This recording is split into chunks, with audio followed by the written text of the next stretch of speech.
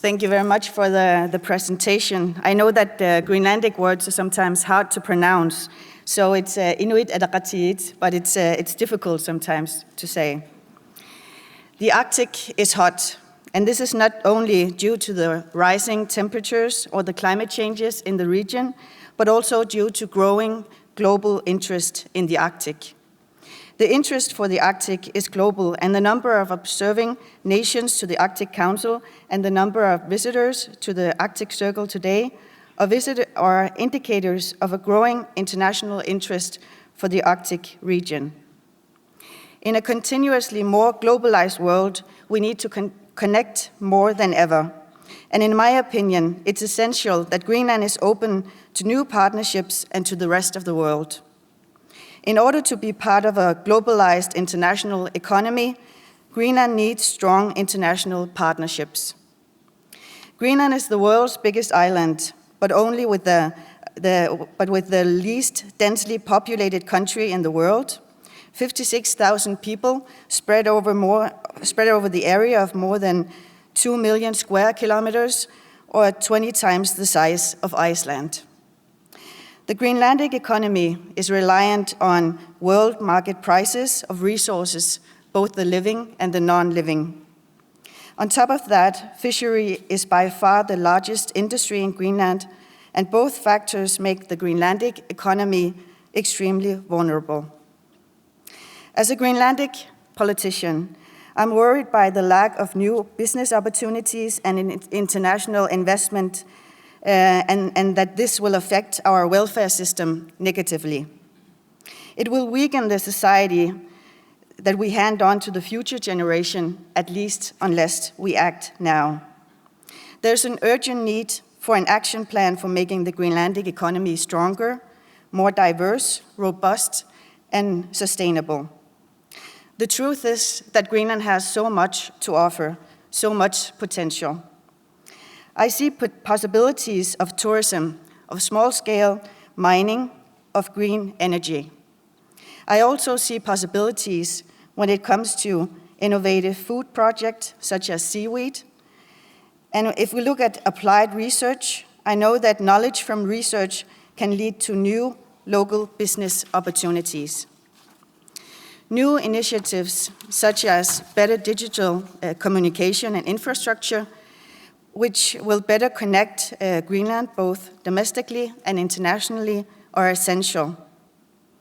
Good examples that we're seeing are nano-travel when we talk about sustainable tourism in Greenland.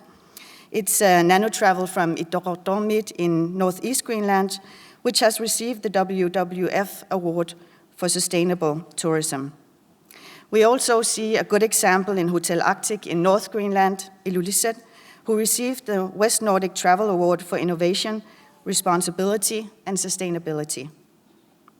Sustainable tourism is based on a low impact on the environment and the local culture, which is helping to generate income and employment for locals. In Greenland, as in the rest of the Arctic, we face the climate changes. Traditional ways of living, such as hunting, is challenged when the ice is too thin or when it's melting. This is, of course, threatening the need for food security, which is crucial for a lot of people in the Arctic. With the effects of the climate changes, we also see that new business opportunities are rising. And an example is the fishing of the mackerel in Greenland, which has actually become the third largest export in the last couple of years.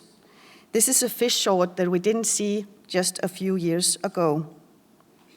The temperatures are rising twice as fast in the Arctic as in the rest of the world. I think it's important in Greenland, as in the rest of the Arctic, that we face this and that we adjust to a new reality. Climate changes requires adaptations plan, and the rapid changes in the weather conditions stresses the urgency.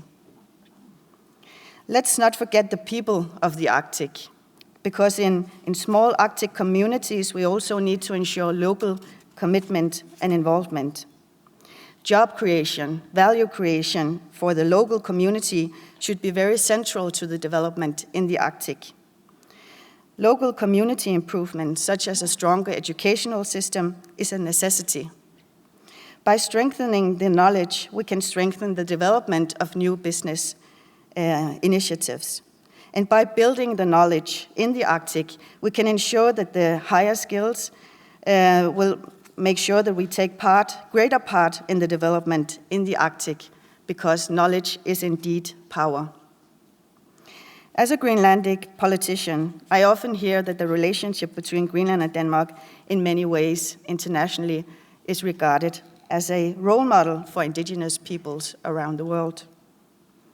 Greenland is indeed a role model for many indigenous communities in the world and in the Arctic, due to the large extent of self-government. And I think that we in Greenland should take part in this. We should take pride in this as well, and keep pushing for the political agenda so we can create more positive results.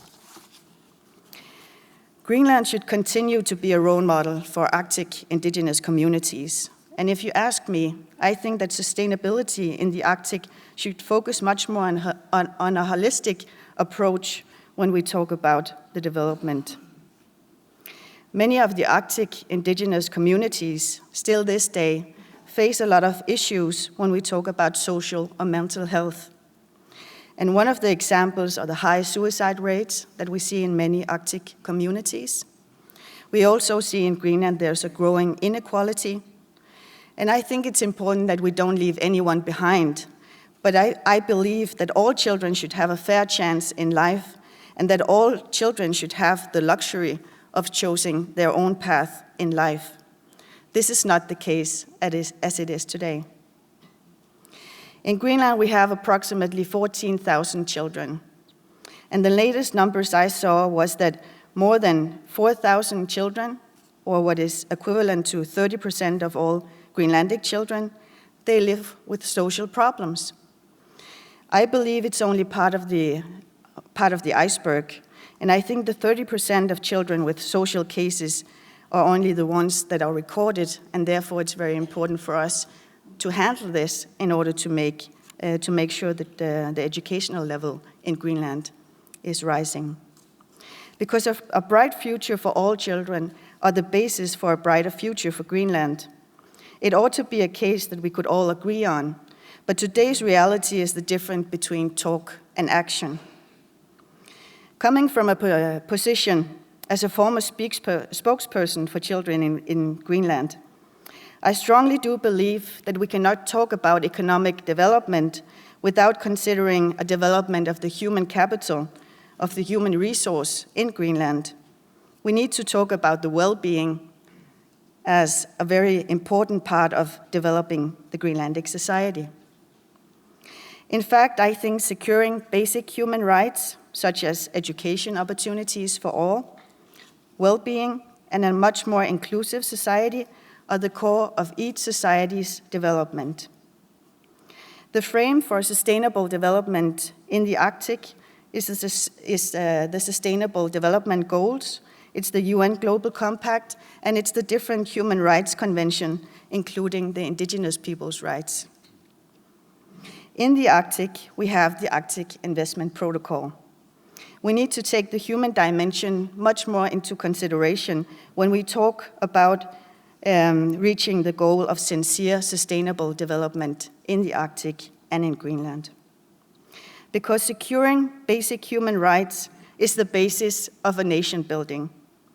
With a human rights approach to thriving Arctic communities, we are ensuring that the development focuses on a long-term, holistic development and not just a short-term development.